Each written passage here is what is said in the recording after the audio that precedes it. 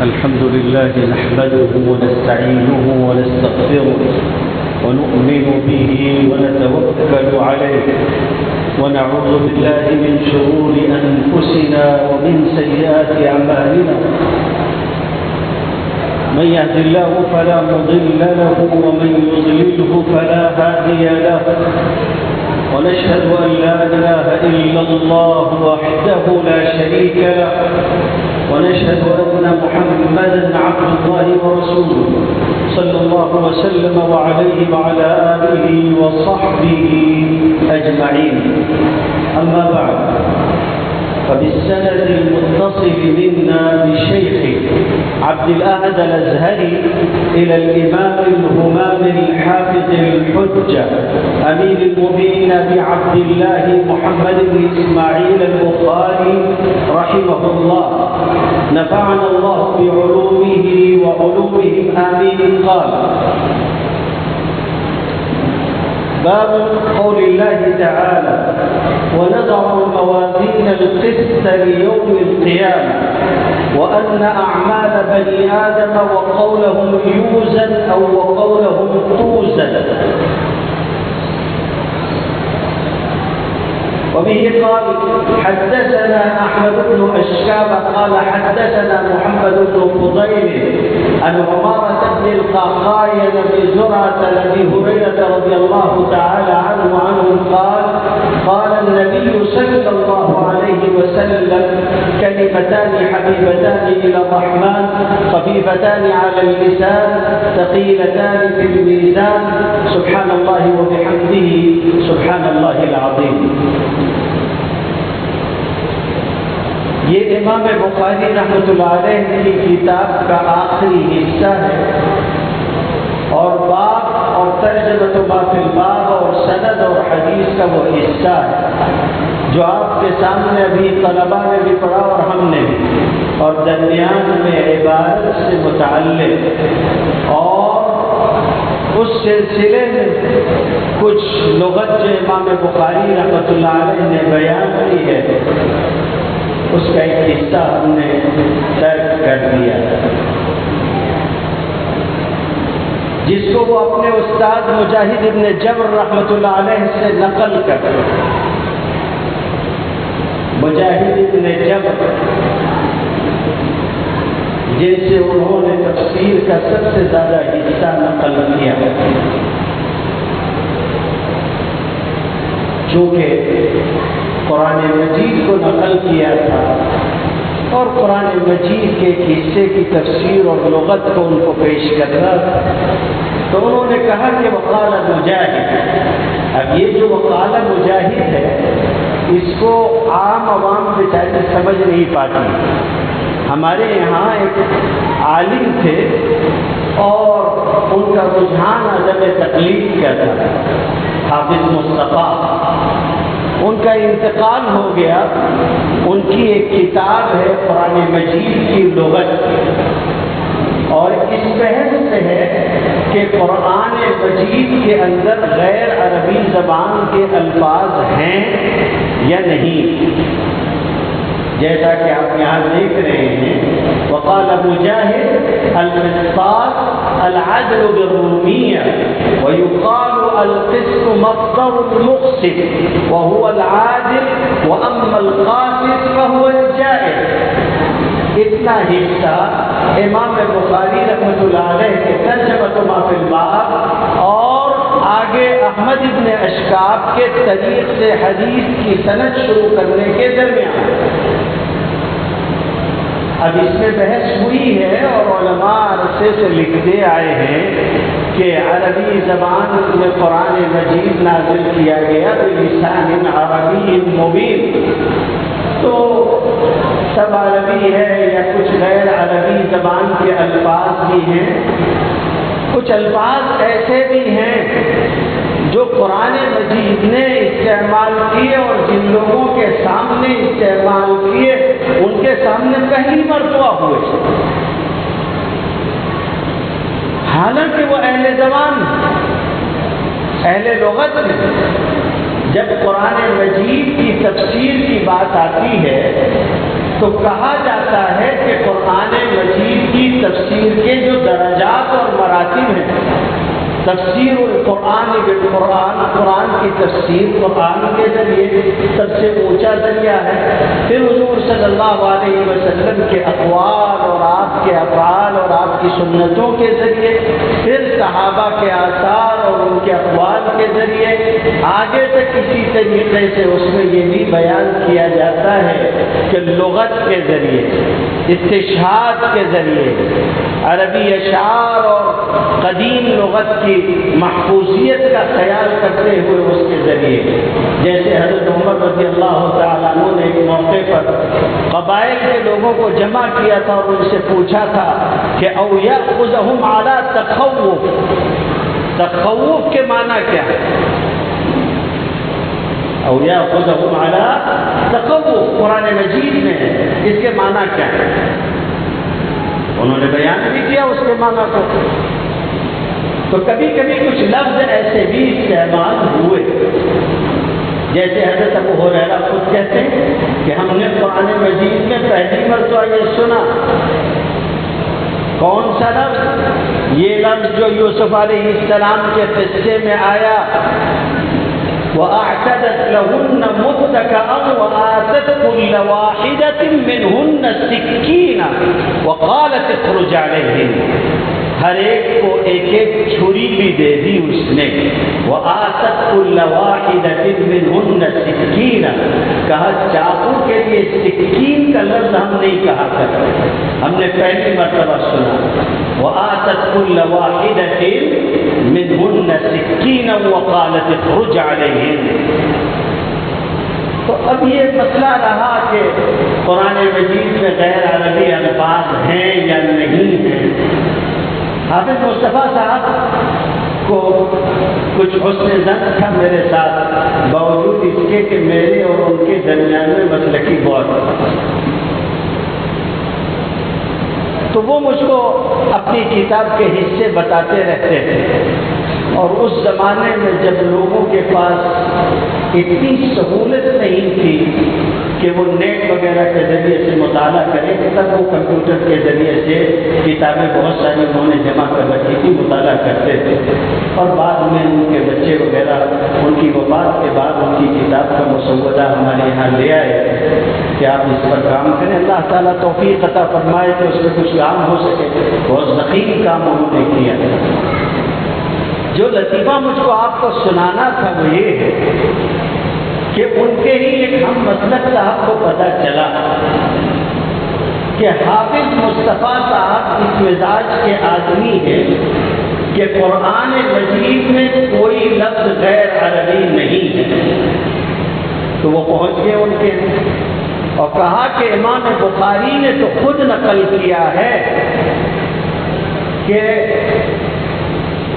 وقال مجاہد القسطاس العدل بالرومیہ، کہ قسطاس جو ہے وہ عدل کے معنی میں ہے اور یہ رومی زبان سے لیا گیا ہے۔ تو جب رومی زبان سے ہونا بخاری میں موجود ہے تو تم بخاری میں موجود ایک بات کا انکار کرتے ہو، تم نے بخاری کے خلاف لکھا۔ تو وہ مجھ سے کہنے لگے مولانا میں بھی آپ کو کیا بتاؤں، وہ آئے تو بہت جوش میں تھے اور تھے میرے ہم مسلک، ظاہر ہے بخاری کے خلاف کچھ ہونا ان کے لیے سوہان روح تھا۔ وہ مجھ سے کہنے لگے تو میں نے سوچا کہ ان کو کیا جواب دوں، علمی مسئلہ ہے۔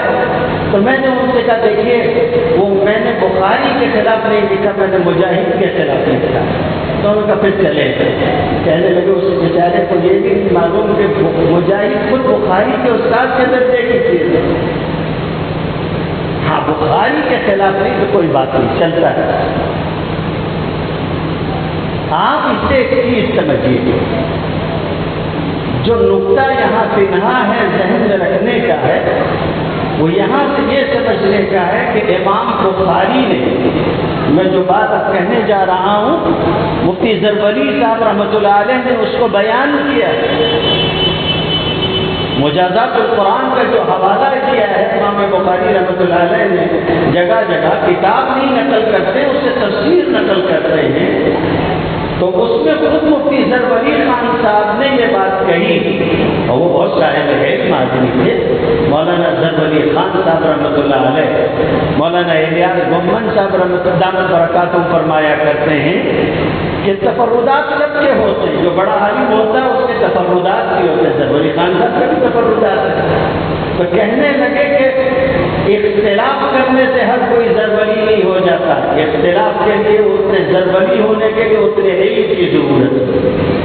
تو مولانا ظفر علی خان صاحب نے اس بات کو بیان کیا کہ امام بخاری رحمۃ اللہ علیہ نے جو مجازات القرآن کا حوالہ دیا ہے، اس سے ان کی کتاب کی قدر بڑھی نہیں ہے۔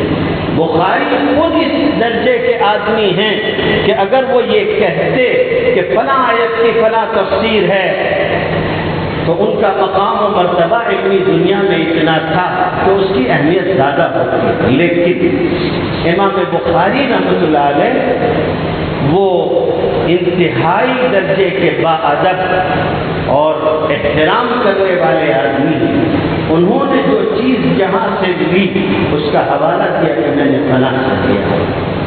مولانا انور شاہ کشمیری رحمۃ اللہ علیہ، علامہ انور شاہ کشمیری رحمۃ اللہ علیہ کے صاحبزادے محدث العصر کے بیٹے امام العصر کے بھیونڈی تشریف لائے تھے اور جشن آزادی کی تقریر فرمائی۔ مولانا حذیفہ صاحب ان کے شاگرد ہیں، ان کے بازو میں بیٹھے ہوئے تھے مفتی سید محمد حذیفہ صاحب۔ تو اس موقع پہ انہوں نے کہا تھا کہ اگر یہ چاہتے ہو کہ علم کی برکت حاصل ہو تو جو چیز جس سے ملے اس کے حوالے کے ساتھ نقل کریں، اس سے اللہ تعالیٰ تمہارے مقام اور مرتبے کو بھی لوگوں کے اندر معتبر کرے گا اور اس سے علم میں برکت پیدا ہوگی۔ امام بخاری رحمۃ اللہ علیہ اس سلسلے میں غیر معمولی محتاط آدمی ہیں۔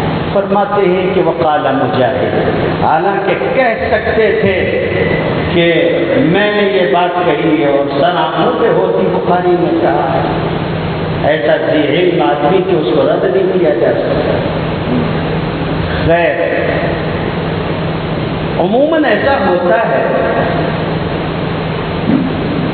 کہ کبھی کبھی کسی پہلو کا زیادہ روشن ہونا دوسرے پہلوؤں کو تاریک کر دیتا ہے۔ کسی شخصیت کا کوئی پہلو زیادہ روشن ہو جائے تو دوسرے پہلو خفا میں چلے جاتے، پردے میں چلے جاتے۔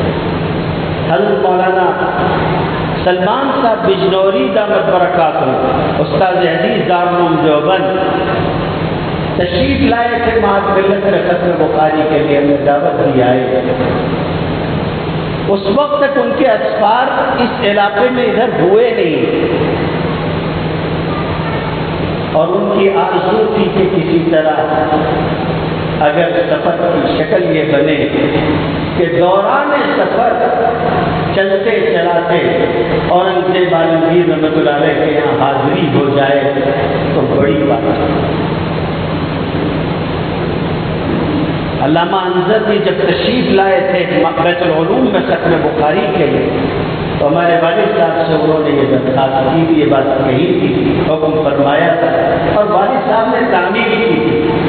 جب وہاں پہنچے تو میرے والد صاحب رحمۃ اللہ علیہ نقل کرتے ہیں کہ کہنے لگے کہ بولی محفوظ، ان کے کہنے کا انداز تھا علامہ انظر کا، کہنے لگے کہ بولی محفوظ جب کبھی اس کے دروازے سے گزرو، یہاں سے گزر ہو تو رک جایا اور اس پر فاتحہ اور سلام کر کے آگے بڑھا کرو۔ اس کے زمانے کے 300 علماء نے گواہی دی ہے کہ یہ ولی کامل اورنگزیب عالمگیر۔ ہم لوگ پہنچے، عصر کی نماز کا وقت تھا، نماز پڑھی اور اس تارک دنیا عابد زاہد انسان کے خدمت میں حاضر ہوئے اور دعا کی۔ جب ہم لوگ وضو کر رہے تھے، بیٹھے ہوئے تھے وضو کے لیے، تو وضو سے پہلے مولانا نے مجھ سے کہا، چونکہ مولانا خود سلسلہ عالیہ نقشبندیہ کے اور نقشبندیہ وہ بھی جو مجددیہ ہے اس میں خلافت رکھتے ہیں، نسبت رکھتے ہیں، اور اورنگزیب عالمگیر رحمۃ اللہ علیہ کی پرورش بھی اور ان کی تربیت اور ان کی اصلاح بھی اسی خانوادے سے ہوئی ہے۔ تو کہنے لگے کہ بادشاہت نے اورنگزیب عالمگیر کی نسبت اور ان کے شیخ ہونے پر پردہ ڈال دیا، ورنہ اگر بادشاہت کا لاحقہ نہ ہوتا تو اورنگزیب کے زمانے کے مشائخ کو مرید ملنا دشوار ہو جاتا۔ اس درجے کا مقام اور مرتبہ ان کا۔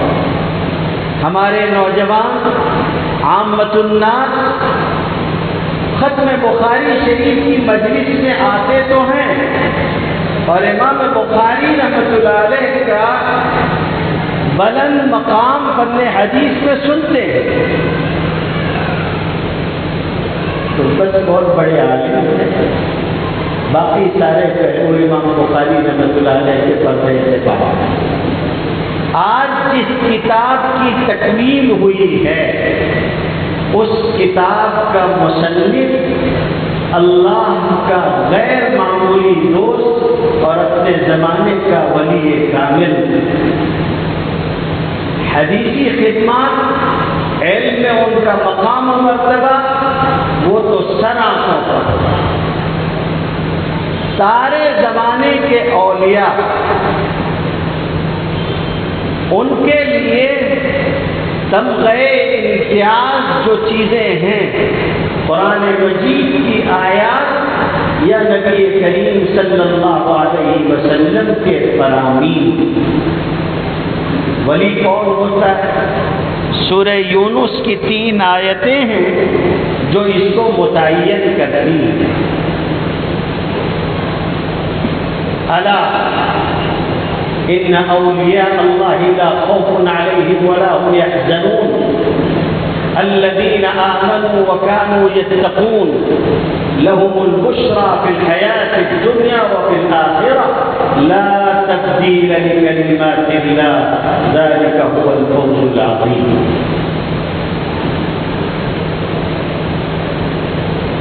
تقوی اور ایمان جن لوگوں میں ہے وہ ولی،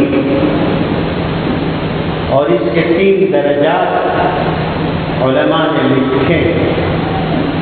تقوی کا پہلا درجہ کفر کو چھوڑ کر اسلام میں آنا، دوسرا درجہ ترک محرمات کا، اور تیسرا اور کمال کا درجہ اللہ کے سوا سب ترک کر کے اللہ کی طرف متوجہ ہونا۔ امام بخاری رحمۃ اللہ علیہ کی زندگی دیکھنے سے حزم اور احتیاط، تقوی اور پرہیزگاری، اللہ کی طرف رجوع، غیر معمولی شخصیت ہے امام بخاری کی۔ ایسا ولی ایمان ان کا کس درجے کا اور کیسا کامل ہے، وہ اللہ کا ایک ایسا انتخاب ہے۔ ہمارے یہ جو طلباء سامنے موجود ہیں یا آج جو علماء کے زمرے میں شامل ہو رہے ہیں ان کی خصوصی توجہ چاہوں گا۔ میرے والد صاحب رحمۃ اللہ علیہ کے شاگرد ہیں حضرت مولانا افتخار صالح صاحب دامت برکاتہ۔ جس سال ان کی ختم بخاری تھی اور وہ سند حاصل کرنے والے تھے، اس سال والد صاحب نے ختم بخاری بنوائی اور اس تقریر میں یہ جملہ کہا تھا۔ پہلے فارسی کا ایک شعر پڑھا، برخود نظر کشاد ہی دامنی مرج درسی نہیں تو ماہ تمام لحاظن، خود پر نظر ڈال کر احساس کمتری کا کبھی ہر بھی شکار مت ہونا۔ بڑے بڑے علماء موجود ہیں، خصوصاً عرب موجود ہیں اور فلاں ہیں، ان کے سامنے ہماری کیا حیثیت ہوگی اور کیا مقام ہوگا اور ہم کیا خدمت کریں گے۔ اونچے اونچے اداروں سے اور اونچی جو ہے وہ یونیورسٹیوں سے پڑھے ہوئے اور ایم اے اور پی ایچ ڈی اسلامیات میں وہ بھی موجود ہیں اور فلاں ہیں، تخصصات رکھنے والے ہیں، ان ساری چیزوں کو دیکھ کر کبھی متاثر نہیں ہونا۔ در سینے تو ماہ تمام نہادا، اللہ نے تمہارے سینے میں بدر منیر رکھا ہے، تم اللہ کا انتخاب ہو، اللہ نے تم کو چنا ہے، تب تو تم کو اللہ نے پڑھنے کے اس معاملے میں رکھا اور وہاں سے لے کر یہاں تک آئے۔ اللہ جب کسی کے ساتھ بھلائی کا ارادہ کر لیتا ہے تو اس کا انتخاب کرتا ہے۔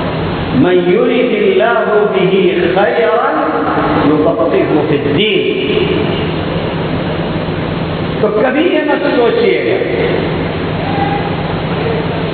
امام بخاری رحمۃ اللہ علیہ کا ایمان پشتہا پشت کا نہیں ہے، نسل بعد نسل نہیں ہے، جیلن بعد جیلن نہیں ہے، یہ نہیں ہے کہ اوپر سے نیچے تک سبھی کے سب مسلمان چلے آ رہے ہیں۔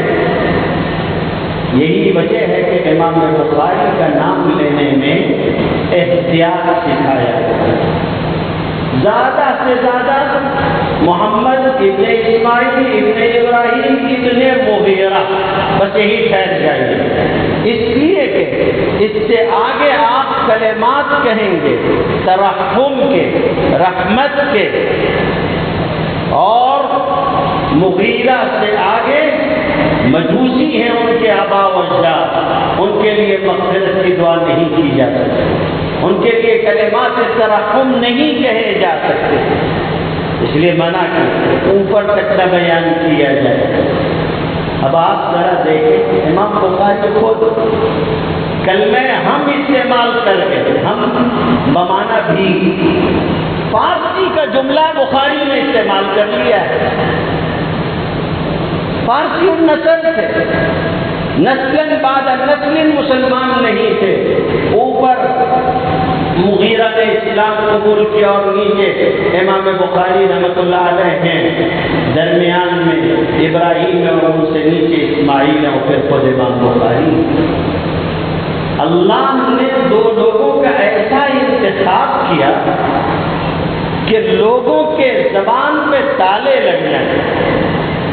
اسلام میں نہ ذات ہے، نہ پات ہے، نہ نسل ہے، نہ حسب ہے، نہ کوئی چیز کچھ۔ آپ کا تقویٰ اور طہارت اور تزکیہ وہ دیکھا جائے، لا فضل بعربی علی عجمی، کسی عربی کو کسی اجمی پہ کوئی تفوق نہیں ہے۔ امام بخاری بلا منازعات امیر المومنین فی الحدیث کہلاتے ہیں۔ کچھ لوگ ہوتے ہیں جن کا نام اگر لے لیا جائے، ان کا تذکرہ کیے بغیر ان کا صرف لقب کہہ دیا جائے تو معلوم ہو جاتا ہے کہ فلاں ہے۔ حافظ الحدیث ہونا یہ ایک اصطلاح ہے، سینکڑوں ہوئے ہیں حافظ الحدیث، لیکن جب آپ کہتے ہیں کہ حافظ الدنیا نے کہا یا حافظ کہتے ہیں، سیدھا مراد اس سے حافظ ابن حجر ہیں، سیدھی مراد حافظ ابن حجر۔ امیر المومنین فی الحدیث کہا جائے، اوپر بھی بہت ہیں نیچے بھی بہت ہیں۔ ہمارے زمانے میں علامہ یونس صاحب جونپوری رحمۃ اللہ علیہ کو امیر المومنین فی الحدیث کہا، لیکن عالم اسلام آپ کہہ دیں کہ امیر المومنین فی الحدیث کہتے ہیں، سوائے بخاری کے کوئی دوسرا مراد نہیں۔ امیر المومنین فی الحدیث بخاری شریف کا لکھنے والا ایک فارسی النسل، جس کا نسب بھی اوپر تک اسلام نہیں رکھتا ہے، لیکن اللہ نے اس کا انتخاب کیا، فارسیوں میں سے نکالا، مجوسیوں میں سے، آتش پرستوں میں سے نکالا، اور نکال کے اس طرح سے لا کے بٹھا دیا کہ وہ لوگ جو عرب ہیں وہ بھی کہتے ہیں کہ امیر المومنین فی الحدیث ہیں، امیر المومنین فی الحدیث۔ محدث ابو علی ہیں، بہت بڑے محدث ہیں، ابو علی رحمۃ اللہ علیہ کے شاگردوں نے امام بخاری رحمۃ اللہ علیہ کا جو شور اور غلغلہ سن رکھا تھا، آئے دن امام بخاری رحمۃ اللہ علیہ کو امتحان سے گزرنا ہوتا تھا۔ ہم لوگ جس سال ہم کو سند دی گئی تخصص کی، تو اس سال ایک ساتھی نے کہا کہ چلو اللہ کا شکر ہوا کہ یہ مشقت بھی آزمائش بھی پوری ہوئی اور یہ سلسلہ مکمل ہوا۔ میں نے کہا کہ تجھ سے بڑا احمق کون ہوگا؟ ساتھی کا ساتھ میں پڑھتا تھا، تو اس نے کہا کیوں؟ میں نے کہا ابھی تک امتحان بتا کے آتے تھے، سال کے 2 امتحان مشق اور تمرین کے سوالات طے کر کے دیے جاتے تھے۔ اب تو راستہ چلتے سڑک کے کنارے کوئی بھی روک کے مسئلہ پوچھ لے گا۔ اب زندگی کا اصل امتحان شروع ہوگا، اس لیے اس راستے میں قدم رکھنے والوں کو ہمیشہ یہ ذہن میں رکھنا چاہیے کہ وہ اپنے مطالعے کی دھار تیز رکھیں اور ہر روز ایک نئے امتحان کے لیے تیار رہیں۔ اگر ایسا ہوتا ہے تو وہ کامیابی کے ساتھ رہنمائی کے فرائض انجام دے سکیں گے۔ مطالعہ ہونا چاہیے۔ امام بخاری رحمۃ اللہ علیہ جب آئے تھے، حافظ ابن حجر رحمۃ اللہ علیہ نے لکھا ہے، اور حافظ جیسا امام بخاری رحمۃ اللہ علیہ کا دوسرا عاشق نہیں، غیر معمولی محبت رکھتے ہیں امام بخاری رحمۃ اللہ علیہ سے حافظ ابن حجر رحمۃ اللہ علیہ۔ تو امام بخاری رحمۃ اللہ علیہ جب عراق آئے تھے، عراق کے لوگ جلدی کسی کو تسلیم نہیں کرتے تھے، عالم ہو کہ حاکم ہو، عالم ہو یا حاکم ہو، انہوں نے اپنے اوپر تسلط زیادہ سہا نہیں، قبول نہیں کیا، مزاج ہی ان کا ایسا تھا۔ یہی وجہ ہے کہ عبداللہ ابن عمر رضی اللہ تعالی عنہما کے یہاں ایک صاحب آئے اور آ کے ان سے پوچھا کہ حضرت اگر کپڑے میں مچھر کا خون لگ جائے، بتا اوقات آپ کہیں ایسی جگہ سو جائیں جہاں پر مچھر خوب ہوں، تو وہ بھی جم کے پیتے ہیں اور اٹھنے کی کوشش نہیں کرتے، آپ نے پہلو بدلا مر گئے، صبح میں کپڑے میں خون لگا ہوا دکھتا ہے، تو وہ مچھر کا خون لگا ہوا ہے۔ اس کا مسئلہ انہوں نے پوچھا کہ اگر کپڑے میں مچھر کا خون لگا ہوا ہو تو اس کا کیا حکم ہے؟ تو چونک گئے حضرت عبداللہ ابن عمر کہ یہ مسئلہ کسی نے نہیں پوچھا تھا، پوچھنے والا پوچھ رہا ہے۔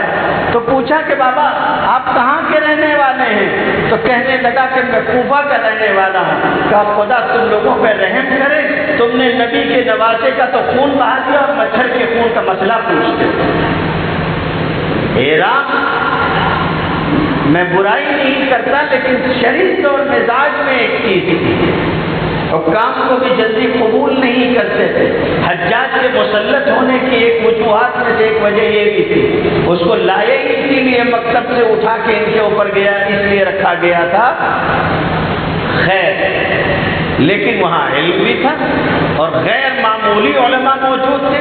حضرت علی جیسا باب العلم وہاں موجود تھا رضی اللہ تعالی عنہ وارضاہ۔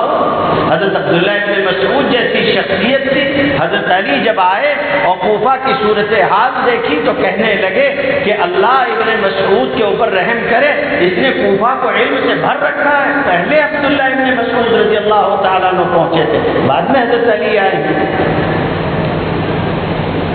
تو ان کی شریعت اور مزاج میں یہ چیز نہیں تھی۔ امام بخاری پہنچے، شور تھا، غلغلہ تھا، اب ٹھیک ہے بھئی آپ ہوں گے 10 علماء متعین کر دیے گئے اور 10 کو 10 حدیثیں دے دی گئی۔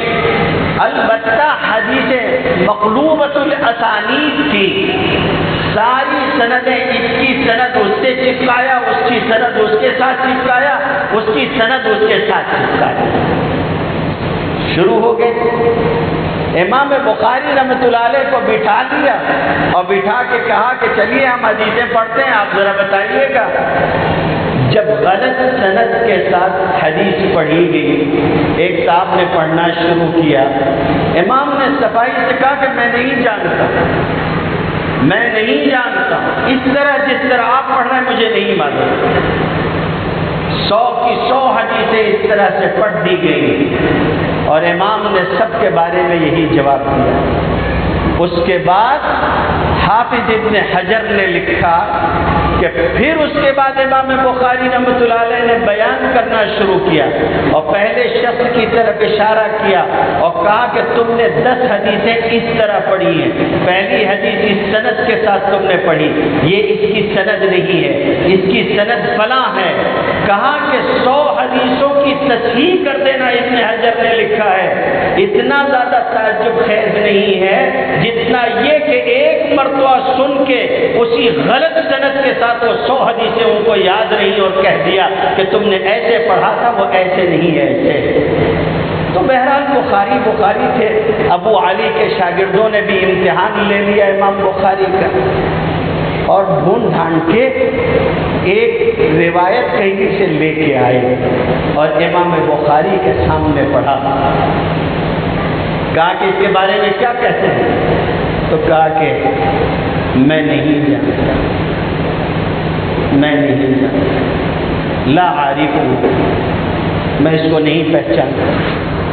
بس اتنا سننا تھا، باہر نکلے اور خوش و خرم نکل کے اپنے استاد کے پاس آئے اور آ کے کہا کہ لوگ بخاری کی بڑی باتیں کہتے ہیں، ہم نے بخاری سے ایک حدیث پوچھی اور وہ بتا نہیں سکتے۔ بیان کرنے والے بھی کیسا بیان کرتے ہیں، ایک حدیث پوچھی اور وہ نہیں بتا سکے۔ ابو علی نے اپنے شاگردوں کو تنبیہ کی اور کہا کہ جس حدیث کو تم حدیث سمجھ رہے ہو اس کی تحقیق کر لو، وہ حدیث ہے بھی یا نہیں۔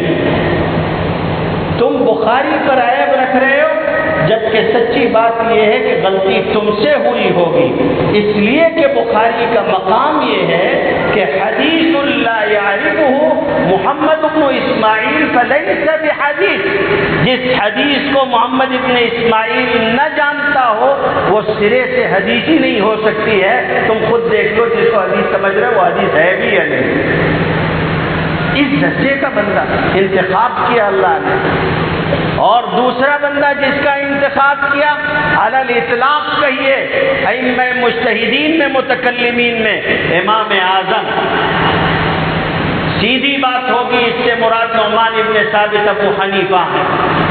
امام ابو حنیفہ رحمۃ اللہ علیہ کون سے عربی النسل ہے؟ امام ابو حنیفہ رحمۃ اللہ علیہ کون سے نسلن بعد نسلین جو ہے وہ مسلمان ہیں، چند پشتوں کا اسلام ان کے خاندان میں ہے، لیکن آپ دیکھیں گے کہ عربیوں کا امام، مجتہدین میں اعلیٰ شان رکھنے والا اور صاحب زبان اور حضلیین کے جو ہے وہ دواوین اور ان کے سارے قصائد اور اشعار کو یاد رکھنے والا، جس کو لغت کے اندر اپنا لوہا منوانا ہو، کہا جاتا ہے کہ اس کو بنو حذیل کے قصائد اور ساری چیزیں اگر رٹی ہوئی ہوں اور یاد ہو جائیں اور وہ ان کو حل کر لے تو وہ صاحب لغت ہے۔ امام شافعی رحمۃ اللہ علیہ کو یاد ہے، پوری چیزیں یاد ہیں، اور وہ حضلیین کے قصائد کے حافظ سے اور خود صاحب دیوان شاعر ہیں، صاحب زبان ہیں۔ سب کچھ ہونے کے باوجود یہ کہتے ہیں کہ جو آدمی یہ چاہتا ہے کہ فقہ کو کما حق ہو حاصل کر لے اور وہ یہ چاہتا ہے کہ اسے فقہ میں درک آ جائے، تو ایسے سارے لوگ فقہ کے اندر ابو حنیفہ کے دست نگر اور محتاج۔ اس جملے کو سمجھ سکو تو سمجھ لو، الناس كلهم عيال في الفقه ابي حنیفہ۔ عیال کس کو کہتے ہیں؟ آپ گھر میں آتے ہو، رب البیت ہو، آپ کے ارد گرد بھتیجے بھانجیاں، آپ کے بچے بچیاں، پوتے نواسے آ کے جمع ہو جائیں، کچھ تھوڑا ہم کو دے دیجئے، رب البیت سب کو تھوڑا تھوڑا دیتا ہے، یہ سب اس کے عیال ہیں۔ کہا کہ ابو حنیفہ کی حیثیت فقہ میں یہ، تمام ائمہ مجتہدین اور فقہاء کے لیے اس کا مقام یہ، دونوں فارسی النسل، دونوں عربی نہیں ہیں، اس لیے حوصلہ کبھی پست مت کرنا۔ اللہ نے امام اعظم کو بھی اور امیر المومنین فی الحدیث کو بھی دونوں کو نمونہ بنایا تاکہ دنیا دیکھ سکے کہ یہ مسئلہ اللہ کی توفیق کا ہے اور اللہ کے یہاں معاملہ قابلیت کا نہیں مقبولیت کا ہے، اور صلاحیت کا نہیں صالحیت کا ہے۔ امام بخاری رحمۃ اللہ علیہ انتہائی متقی و پرہیزگار آدمی، اور ساری دنیا کے اولیاء کے لیے جو چیزیں تمغہ بنتی ہیں ان میں قرآن مجید کی آیت تو ہم نے آپ کو سنا دی، اور بھی آیات ہیں، اور ایک حدیث ہے۔ حدیث کے ذخیروں میں اس سے آگے اور اس سے اونچی بات نہیں ہے۔ فرمایا من عاد لی ولیا فقد آذنتہ بالحرب، جو میرے اولیاء کے ساتھ دشمنی رکھے گا اس سے میرا اعلان جنگ ہے۔ اس حدیث کو بھی بخاری نے نقل کیا، اور حدیث کا درجہ اور اس پر جو کلام ہے اس کو سمجھیے گا۔ امام ذہبی رحمۃ اللہ علیہ نے کہا ہے کہ خالد ابن مخلد قطوانی کی یہ حدیث من عاد لی ولیا فقد آذنتہ بالحرب، اگر اس کو بخاری نے نقل نہ کیا ہوتا اور اس کو اپنی صحیح میں بیان نہ کیا ہوتا، درج نہ کیا ہوتا، لولا ہیبۃ الجامع الصحیح لعدوہ من منکرات خالد ابن مخلد، اگر بخاری نے اس کو بخاری میں نقل نہ کر دیا ہوتا اور بخاری کی کتاب کی ہیبت محدثین کے سامنے نہ ہوتی تو وہ اس حدیث کو منکرات خالد قرار دے دیتے، لیکن بخاری کے آگے کسی کی ہمت نہیں ہوئی کہ اگر بخاری نے صحیح مانا ہے اور بخاری میں لکھا ہے تو پھر یہ حدیث صحیح ہے۔ من عاد لی ولیا فقد آذنتہ بالحق، بخاری کس درجے کے ولی ہیں؟ عبد الواحد الطوابیسی، عبد الواحد ابن آدم الطوابیسی کہنے لگے کہ آج کل کے جیسا زمانہ نہیں تھا کہ ادھر مرحوم کی روح نکلی نہیں کہ لوگ پہلے سے تعزیتی مضمون مع تصویر تیار کرتے جی، اور کسی مرحوم کی خبر بغیر تصویر کے آ جائے تو کہتے کوئی فوٹو ہو تو بھیج دو، پتہ نہیں کیا چل رہا ہے۔ وہ زمانہ ایسا نہیں تھا، ہر تازے خبر کو لے جاتے تھے، کبھی کبھی جو ہے روز دو روز کہیں ہفتوں لگ جایا کرتے تھے۔ عبد الواحد کہیں اور امام بخاری کہیں اور عبد الواحد نے رات کو خواب دیکھا، بہت بڑے محدث ہیں شیخ عبد الواحد، کہنے لگے کہ ہم نے دیکھا کہ صحابہ موجود ہیں اور صحابہ کے ساتھ خود حضرت صلی اللہ علیہ وآلہ وسلم تشریف فرما ہے، معلوم ہوتا ہے کسی کا انتظار ہو رہا ہے۔ تو میں نے پوچھا کہ حضرت کس کا انتظار فرماتے ہیں؟ تو حضرت گویا ہوئے اور ارشاد فرمایا انتظر محمد ابن اسماعیل، میں محمد ابن اسماعیل یعنی بخاری کا انتظار کرتا ہوں۔ عبد الواحد کہتے ہیں کہ صبح ہوئی تو مجھ کو دھڑکا لگ چکا تھا اور چند دنوں کے بعد خبر آئی کہ محمد ابن اسماعیل کا انتقال ہو چکا ہے۔ اب جو میں نے دن گنے تو مجھے یاد پڑا کہ جس دن میں نے خواب دیکھا تھا یہ وہی وقت۔ حضرت کا کسی کے لیے یوں اظہار فرمانا، آپ سمجھیں کہ اس کی شخصیت کس درجے کی ہے۔ ایک محدث کو کہا تھا نا، حتیم میں لیٹے ہوئے تھے، امام شافعی کی کتابوں کا درس دیتے تھے، تو کہا کہ کب تک کے امام شافعی کی کتابوں کا درس دو گے، ہماری کتاب کا درس کب دو گے؟ بعد میں دیکھا یہ بات سنی تو کہا کہ حضرت آپ کی کتاب، فرمایا ہاں میری کتاب بخاری، محمد ابن اسماعیل کے الجامع الصحیح اپنی کتاب کرتے ہیں۔ لوگ امام ترمذی کی کتاب کے لیے کہتے ہیں کہ جس کے گھر میں ترمذی ہو گویا نبی اس کے گھر میں موجود ہے اور گفتگو فرما رہا ہے۔ اس حضرت نے تو خود امام بخاری کی کتاب کو اپنی کتاب قرار دیا۔ صاحب کرامات شخصیت، ولی کو لوگ اس وقت تک ولی نہیں مانتے جب تک اس کی کرامت کا اظہار نہ ہو۔ حالانکہ جو لوگ اسباق جانتے ہیں اور سلاسل اور ساری چیزوں کو سمجھتے ہیں وہ جانتے ہیں کہ اولیاء کے یہاں سیر کے معاملات ہوتے ہیں، اور سیر شروع ہوتی ہے اور مختلف درجات اور اسباب سے گزرتی ہے، اور جب تک کہ درجات مکمل نہیں ہوتے اور سیر مکمل نہیں ہوتی، اسی درمیان میں عموماً کرامات کا صدور ہوتا ہے۔ اور نقشبندیہ نے لکھا ہے کہ کرامات کا صدور نقص کی طرف دلیل ہوتا ہے کمال کی طرف۔ کمال جب آ جاتا ہے تو پھر صرف اتباع ہی اتباع رہ جاتا ہے۔ کبھی کبھی کوئی کرامت اللہ کسی خصوصیت سے اظہار کروا دے تو ہو جاتی ہے۔ حبیب اعظمی حضرت حسن بصری رحمۃ اللہ علیہ کے دست گرفتار ہیں۔ حسن بصری رحمۃ اللہ علیہ راستے سے گزرے، اور راستے سے گزرتے ہوئے راستے کے کنارے دریا کے قریب دیکھا کہ چادر پڑی ہوئی ہے، اور چادر دیکھ کر سمجھ گئے کہ یہ چادر ان کے مرید حبیب اعظمی کی ہے۔ زاہد آدمی ہے، اس کے پاس یہ چادر ہی تو ہے، اس کے علاوہ کہاں ٹھکانے کا مکمل لباس ہے۔ اب یہ چادر بھی جاتی رہے تو خود کھڑے ہو گئے چادر کے پاس۔ ادھر مرید نے اچھی طرح وضو کیا اور واپس مڑ کے اپنی چادر کی طرف جب آئے تو دیکھا شیخ خود پہرے داری پہ کھڑا ہوا ہے۔ شیخ خود پہرے داری پہ کھڑا ہوا ہے۔ اب یہ والی چیز جب دیکھی، قریب آئے، چادر اٹھائی، شیخ نے کہا کہ کس کے حوالے کر کے گئے تھے؟ تو ناز سے ایک جواب دیا۔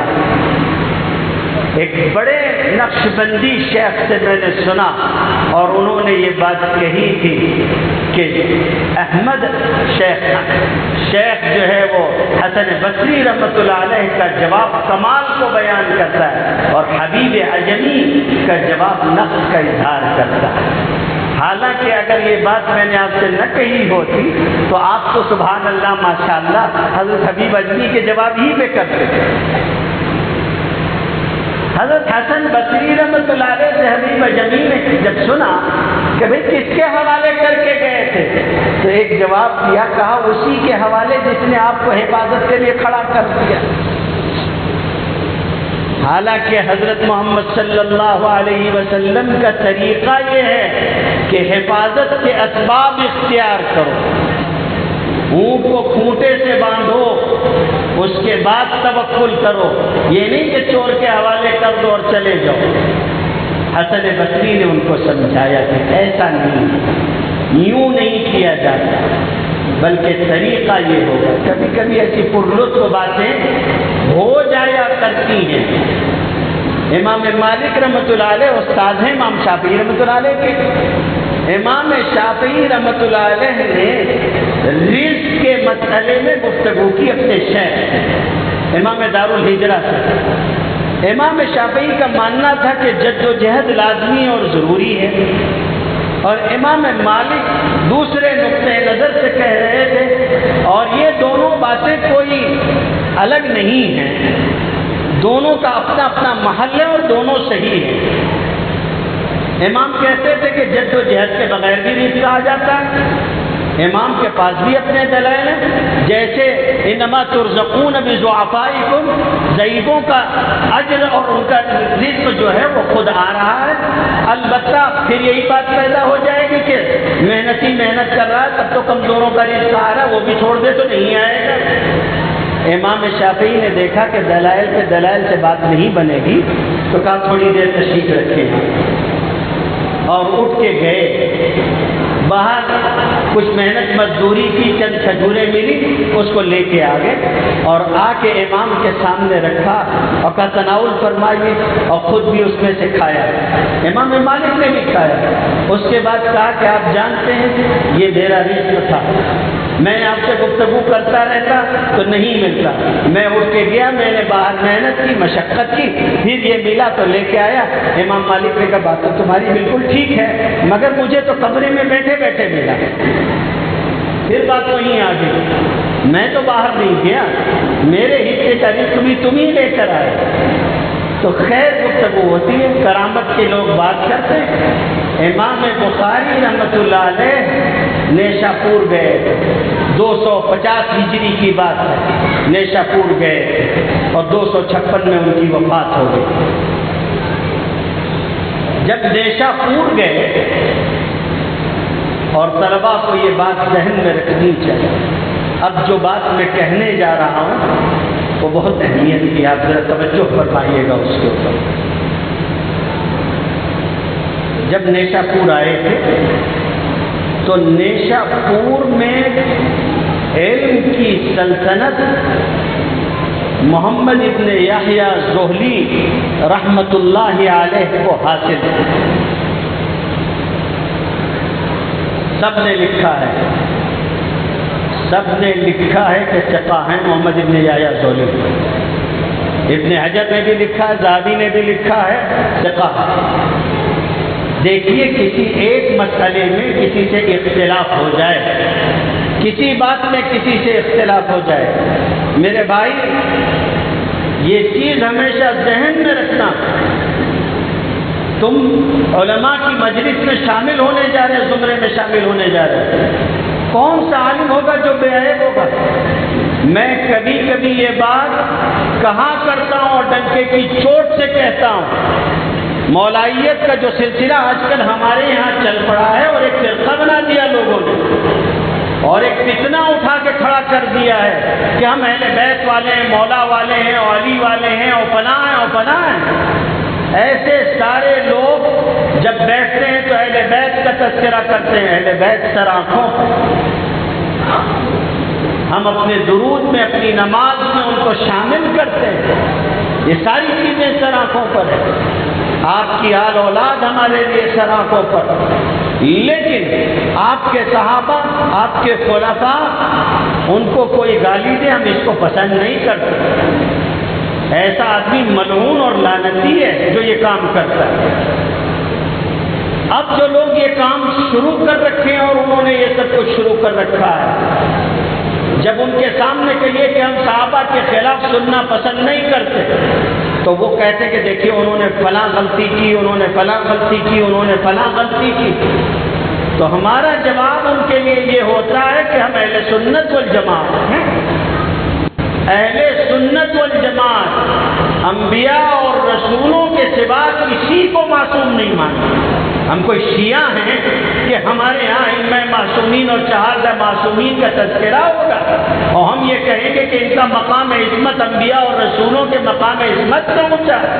ہم نے صحابہ کو محفوظیت کے ساتھ قبول کیا ہے، معصومیت کے ساتھ قبول نہیں کیا ہے۔ بشریت کے تحت ان سے 1001 غلطیاں ہو سکتی ہیں، اس میں کوئی دو رائے نہیں ہے، جب تک کہ کفر و شرک اگر کسی سے نہیں ہوتا ہے، ارتداد نہیں ہوتا، ہم اس کو صحابی مانتے ہیں اور شرف صحابیت کے ساتھ مانتے ہیں، چاہے پھر اس سے کتنی غلطیاں کیوں نہ ہوئی ہوں۔ نبی کریم صلی اللہ علیہ وسلم نے حاتب ابن ابی بلتع سے کہا تھا، حضرت عمر سے کہا تھا ان کے بارے میں کہ کیا تمہیں عمر معلوم نہیں ہے کہ یہ بدریوں میں سے ہے، اور بدر والوں کے بارے میں اللہ نے کہہ دیا ہے کہ تم کو جو کرنا ہے کرو، ہم نے تمہاری مغفرت کر دی ہے۔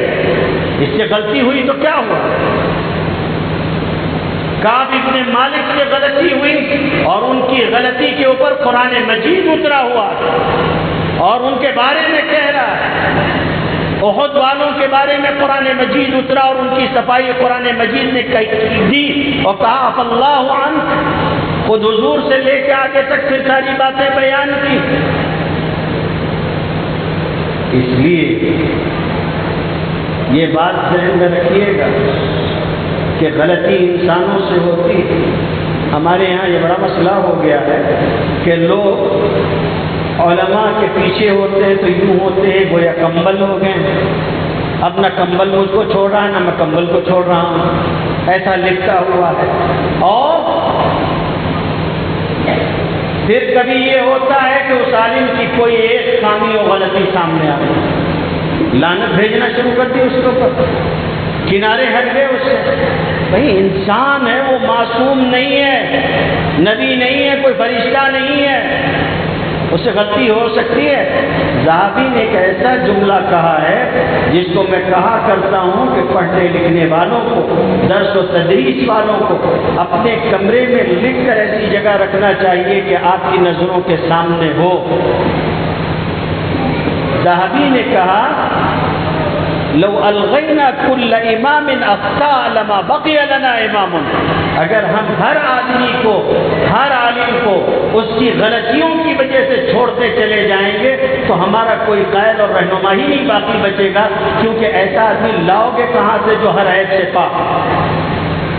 بھائی قدوس ہونا اللہ کی صفت ہے، طاہر عن کل عیب۔ قدوس کے معنی ہیں متکلمین نے اور مفسرین و محدثین نے بیان کیے ہیں۔ اس کے بعد قدوسیت اللہ کے یہاں ہے، اس میں سے اللہ تعالیٰ نے معصومیت بنائی اور انبیاء اور رسولوں کو دی ہے، باقی کسی کے لیے نہیں ہے۔ امام شافعی کو اس کا بڑا خیال تھا، کتاب العلوم لکھی اور لکھنے کے بعد کئی مرتبہ پڑھوائی اپنے سامنے، انتہائی محتاط آدمی ہیں، مسلک قدیم مرتب کیا، پھر آگے دلائل سامنے آئے تو مسلک جدید مرتب کیا کہ بھئی خامی نہیں باقی رہنی چاہیے۔ کتاب العلوم پڑھوائی اپنے سامنے، ایک مرتبہ بھی استیاب پڑھی گئی، جہاں جہاں غلطیاں آئی ٹھیک کروا دی، پھر دوبارہ 17ویں یا 19ویں مرتبہ پڑھی گئی ان کے سامنے، پھر اس میں غلطی آئی، پھر اس میں غلطی آئی تو امام شافعی رحمۃ اللہ علیہ نے کہا جانے دو، چھوڑ دو، غلطی درست کر دو، مگر اب یہ سلسلہ ختم کر دو، اس لیے کہ اللہ کی ذات اپنے سوا کسی کی کتاب پر راضی نہیں ہے کہ اس کی کتاب غلطیوں سے خالی ہو۔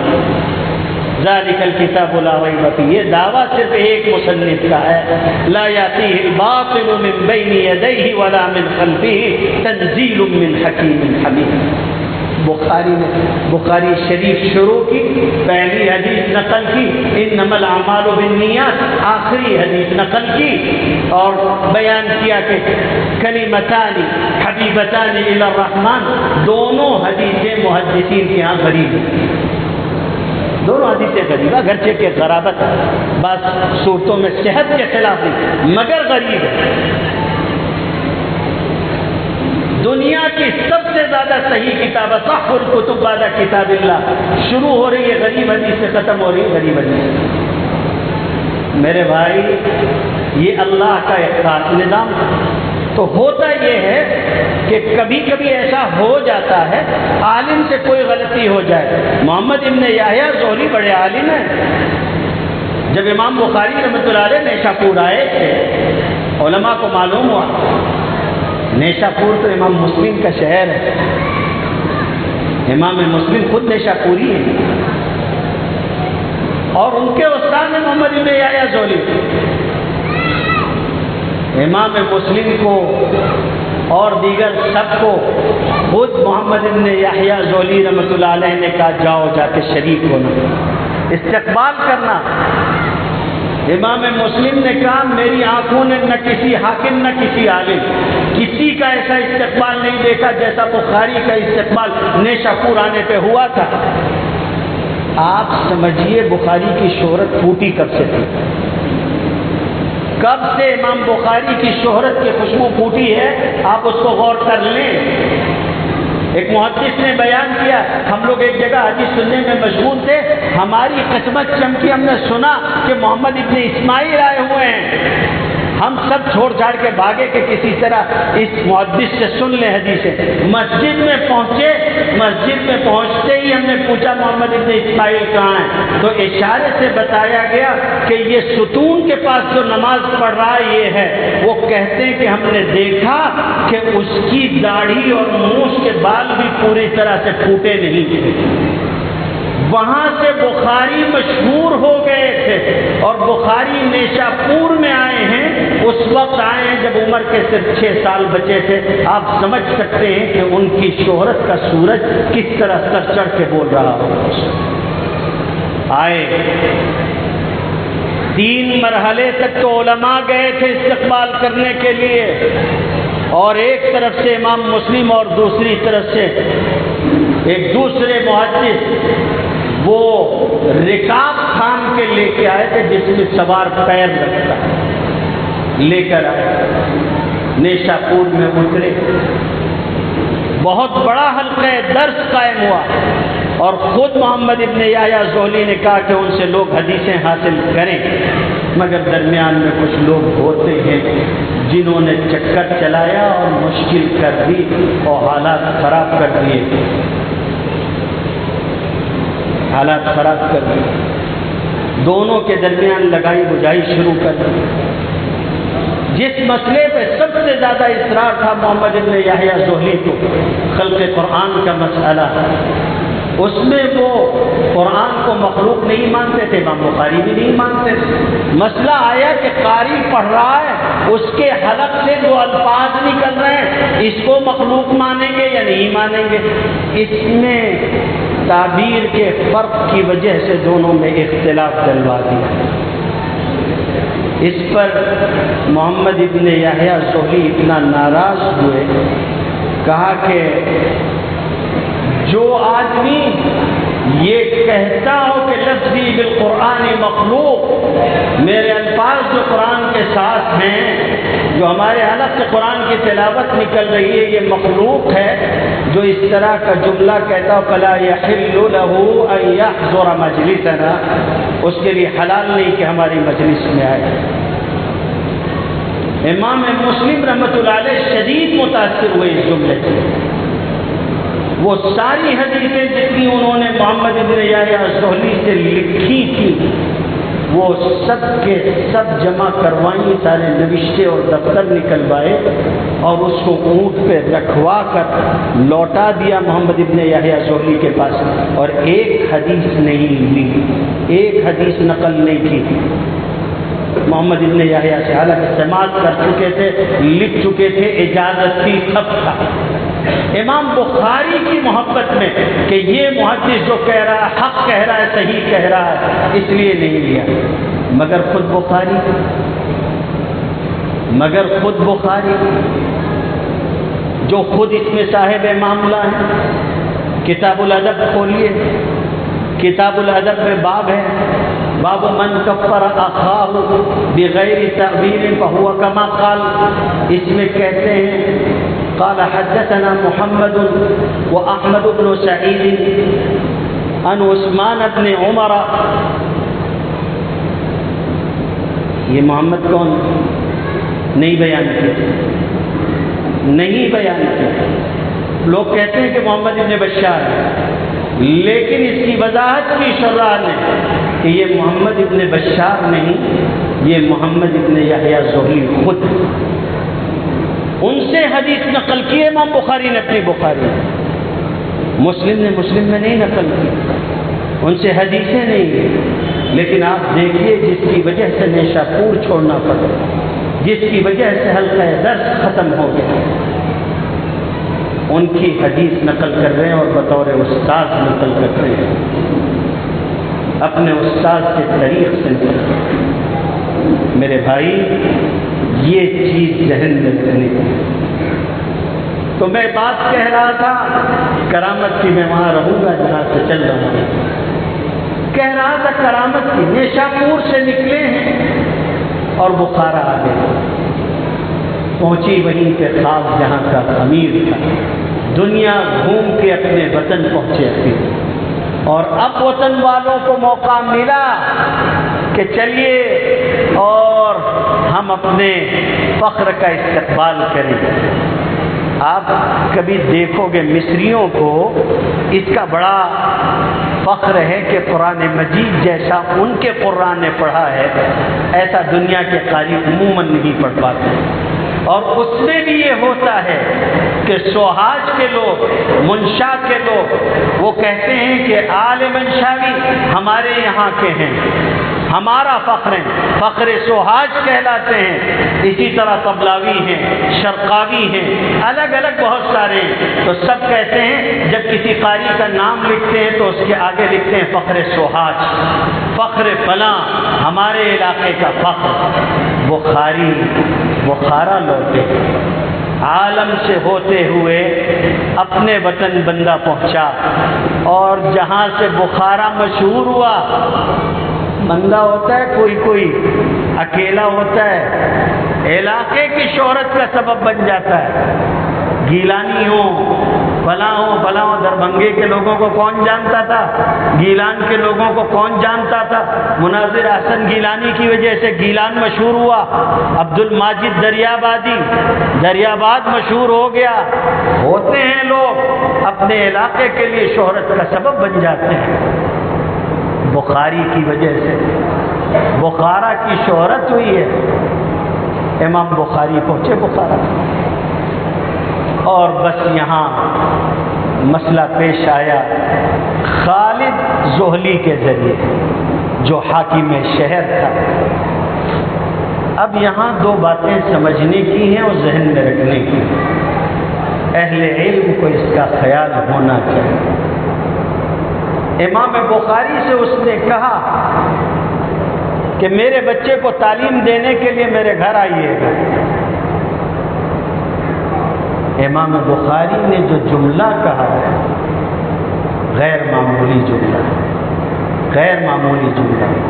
امام بخاری نے کہا کہ یہ ممکن نہیں ہے۔ اس نے کہا کہ آپ میرے گھر آ کے درس دے دیں، کہا یہ ممکن نہیں۔ کہا پھر جب میرا بچہ آپ کی مجلس میں آئے تو وہ تنہا ہوگا، حاکم زادہ ہے، اس لیے اس کی یہ رعایت کیجیے۔ تو فرمایا کہ میں علم کی یہ توہین بھی نہیں کر سکتا۔ کیا جملہ کہا؟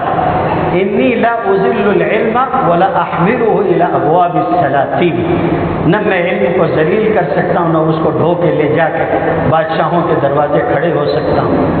جس کو سیکھنا ہو وہ ہمارے پاس آئے۔ امام کو باہر کر دیا، وطن سے بے وطن کر دیا گیا، جلا وطنی میں وفات ہوئی امام بخاری کی۔ مگر سن لو، بخاری کی جو مرتبت اللہ کے یہاں تھی اور جو ان کا مقام تھا، بخاری کو نکال تو دیا گیا، مگر واقعے کو 1 مہینہ نہیں ہوا تھا کہ حاکم خالد زحلی کو معزول کر دیا گیا، اور اس کے اوپر مقدمہ چلا، اور گدھے پر الٹا بٹھا کے روسیاہی کے ساتھ شہر میں گشت کروایا گیا، اور اس کو جیل خانے میں ڈال دیا گیا۔ اور جو اس سازش میں شریک تھا، لکھنے والوں نے لکھا کہ سب بدترین انجام سے دوچار ہوئے۔ بخاری کی کرامت، ایسا غیر معمولی شخص۔ مجھے جس جملے پہ سب سے زیادہ حیرت ہوتی ہے ان کے 2 جملے ہیں۔ ایک جملہ تو وہ جس میں انہوں نے یہ کہا ہے کہ مغتبت مظالمت ان الغیبۃ حرام، میں نے جب سے جانا کہ غیبت کرنا حرام ہے، میں نے کبھی کسی کی غیبت نہیں کی۔ اور آگے ایک جملہ فرماتے ہیں کہ مجھ کو اس پر کامل یقین ہے کہ اللہ قیامت کے دن مجھ سے جن چیزوں کے بارے میں سوال کرنا ہوگا کرے گا، مگر غیبت کے بارے میں سوال نہیں کرے گا، اس لیے کہ میں نے کبھی کسی کی غیبت نہیں کی۔ ولی کس کو کہتے ہیں؟ میں نے کبھی کسی کی غیبت نہیں کی۔ اسی لیے امام بخاری، ان کی کتاب ہے تاریخ میں نقل کرنا پڑتا ہے، جرح و تعدیل کے اقوال آتے ہیں، یہ جس کے بارے میں میں لکھ رہا ہوں یہ ثقہ ہے، غیر ثقہ ہے، ضعیف ہے، فلاں ہے، کیا ہے۔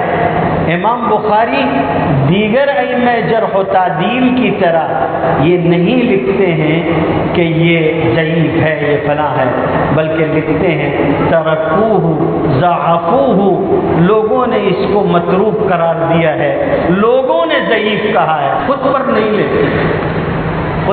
لیتے، کیسا محتاط آدمی۔ اور دوسرا ان کا جملہ جس نے مجھ کو سب سے زیادہ متاثر کیا، ان کا وہ جملہ ہے جس میں وہ اپنے دین اور ایمان پر جب آنچ محسوس کرتے ہیں، اس موقع پہ کہتے ہیں کہ اللہم قد ضاقت علی الارض بما رحبت فاقبضنی الیک، اللہ تیری زمین اپنی تمام تر وسعتوں کے باوجود تیرے بندے پہ تنگ ہو گئی ہے، اب اس کو اپنے ہاں بلا لیجئے۔ 30 رمضان تھا، جمعرات کی رات یعنی جمعہ کی شب شروع ہو چکی تھی، اور ادھر لوگ عید منانے کی خوشی میں تھے اور جمعہ کا دن بھی تھا، اور ادھر امام دنیا سے رخصت۔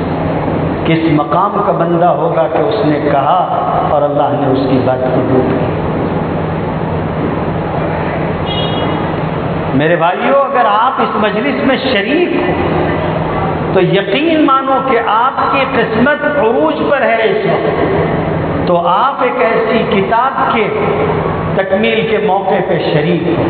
ہمارے علماء، ہمارے مشائخ یہاں تشریف فرما، خود ہمارے شہر کا یہ تجربہ رہا، اوروں کا تو جانے دو، امت کا تجربہ ہے اس بات کا کہ جب مشکلات آتی ہیں تو بخاری شریف پڑھتے ہیں، نبی کریم صلی اللہ علیہ وسلم کے فرامین جس شان سے اس کتاب میں جمع کیے گئے ہیں اور جس احتیاط اور حزم کے ساتھ اس کی یہ برکت ظاہر ہوتی ہے کہ استسقاء کا مسئلہ ہو اور کوئی تکلیف آئی ہوئی ہو، اس کتاب کو پڑھا جائے، اللہ تعالیٰ اپنے نبی صلی اللہ علیہ وسلم کے فرامین اور جمع کرنے والے کے اخلاص کی برکت سے اس مشقت کو دور فرما دیتے ہیں۔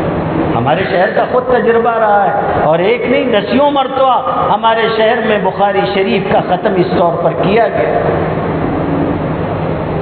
سلاطین عثمانیہ کے ہاں تو باقاعدہ یہ روایت رہی خلافت عثمانیہ میں، تو اگر آپ یہاں موجود ہیں تو یہ بہت بڑی بات ہے۔ امام بخاری رحمۃ اللہ علیہ نے یہ آخری کتاب نقل کی، میں بہت زیادہ اس پر کچھ ایسا عرض نہیں کروں گا، تسلی رکھیے۔ امام بخاری رحمۃ اللہ علیہ نے جو نقل کیا ہے وہ رد میں نقل کیا، اور یہ پوری آخری کتاب اور آخری باب اسی کو بیان کرتا ہے کہ اگر آپ یہ محسوس کریں کہ عقیدے پہ آنچ آ رہی ہے تو برداشت نہ کریں۔ دیکھو، یہ سمجھنے کی چیز ہے کہ کہاں خاموش رہنا ہے اور کہاں بولنا ہے، کہاں خاموش رہنا ہے اور کہاں بولنا ہے۔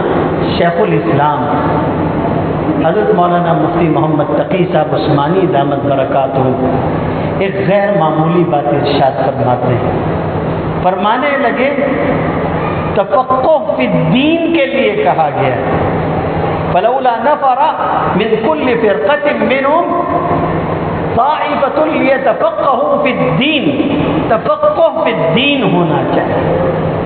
اللہ بھی جس کے ساتھ خیر کا ارادہ کرتے ہیں، من یرید اللہ بہ خیرا یفقہہ فی الدین، فرماتے ہیں تفقہ فی الدین کیا ہے؟ فرمایا تفقہ فی الدین یہ ہے کہ عالم کو صرف علم سے یہ بات حاصل نہیں ہوتی، بلکہ عالم کو یہ بات کسی فقیہ اور ایسے شخص سے جس کو تفقہ حاصل ہو اس کی خدمت میں رہنے سے ملتی ہے، اور وہ بات کیا ہے کہ کس وقت کون سا تقاضا دین کا اہم ہے اس پر عمل کیا جائے۔ ہر وقت ہر تقاضا اہم نہیں ہوتا، ابھی اس وقت کون سی چیز ضروری ہے اس پر عمل ہو، پھر کل کون سی چیز ضروری ہے اس پر عمل کرنے کا موقع ملے، یہ تفقہ فی الدین، یہ تفقہ فی الدین ہے۔ اور یہ صرف کتابوں سے نہیں آتا، بلکہ یہ کتاب کے ساتھ ان لوگوں سے آتا ہے جن کو اللہ نے یہ مقام دیا ہو۔ تو فرماتے ہیں کہ ان کی خدمت میں رہنا ہوگا، تب جا کے یہ چیز حاصل ہوگی۔ ہماری سند میں ہندوستانی علماء کی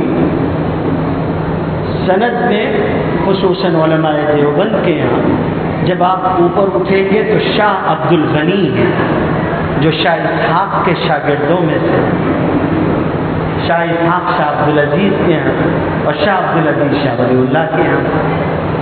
شاہ عبد الغنی استاد گرامی ہیں، حجت الاسلام، حجت اللہ فی الارض، علامہ قاسم نانوتوی، اور فقیہ النفس علامہ گنگوہی رحمہم اللہ۔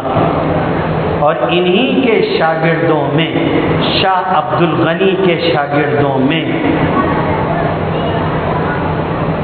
ایک شخص تھا حکیم نور الدین، اس نے حدیث پڑھی ہے شاہ عبد الغنی سے، سند ہے اس کے پاس شاہ عبد الغنی۔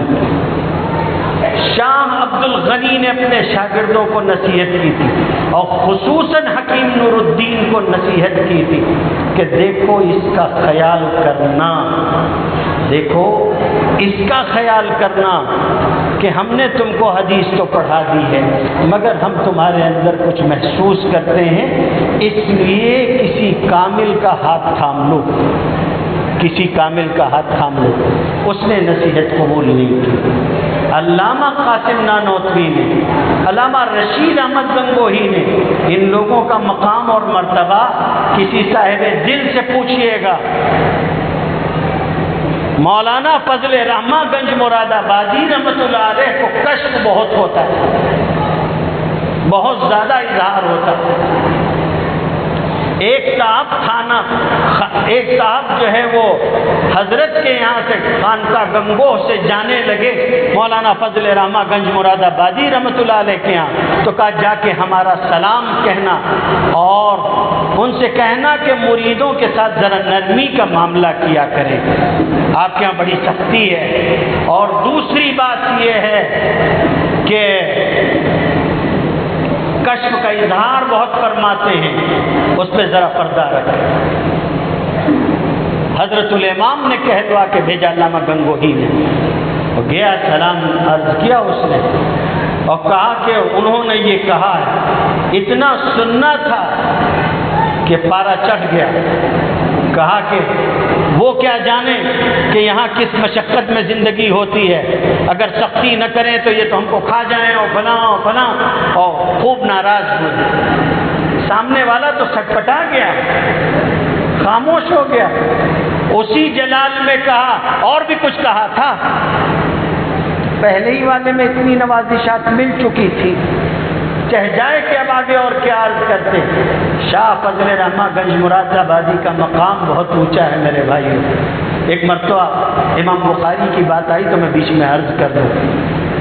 ایک مرتبہ نواب رامپور نے کہا تھا، والی رامپور نے مولانا مصطفیٰ صاحب صاحبائی سے کہ حضرت کو ہمارے یہاں لے آؤ، کسی بھی ترکیب سے لے آنا، اگر آ جائیں گے تو جو حضرت کی نظر کروں گا 1,00,000 اشرفیہ تم کو دوں گا، حضرت کو لا دو۔ مولانا مصطفیٰ صاحبائی صاحب کو باریابی حاصل تھی بارگاہ میں، انہوں نے کہا حضرت چلے چلتے نواب صاحب کے یہاں۔ کیسی پیاری بات کہی اس بندے نے، اللہ اللہ کہنے لگے، ایک شعر پڑھ دیا اور کہا جائیے کس واسطے درد میں خانے کے بیچ، جائیے کس واسطے درد میں خانے کے بیچ، کچھ اور ہی مستی ہے اپنے دل کے پیمانے کے بیچ، کچھ اور ہی چیز ہے بھائی، ہم سے نہیں ہوتا ہم نہیں جائیں گے۔ ہو گیا قصہ۔ پوچھا کچھ اور بھی کہا تھا علامہ گنگوہی نے، وہ کہنے کو کترا کہ نہیں کچھ کہہ رہا، کہا نہ کہا تو تھا لیکن اب کیا عرض کروں، کہا نہیں کہو کیا کہا تھا انہوں نے، تو کہا کہ حضرت نے کہا تھا کہ کشف کا آپ اظہار بہت کرتے ہیں، ذرا اس کو پردے میں رکھیں۔ بس سر جھکا کے بیٹھ گئے اور پھر جو سر اٹھایا ایک جملہ کہا بس، کہنے لگے یہ بات کہنے کا حق اس کو ہے، یہ بات کہنے کا حق اس کو ہے، پورا کنویں کا کنواں پیے بیٹھا ہے وہ اظہار نہیں کرتا۔ علامہ گنگوہی کنویں کا کنواں پیے بیٹھا ہے وہ اظہار نہیں کرتا، اس کو یہ کہنے کا حق ہے۔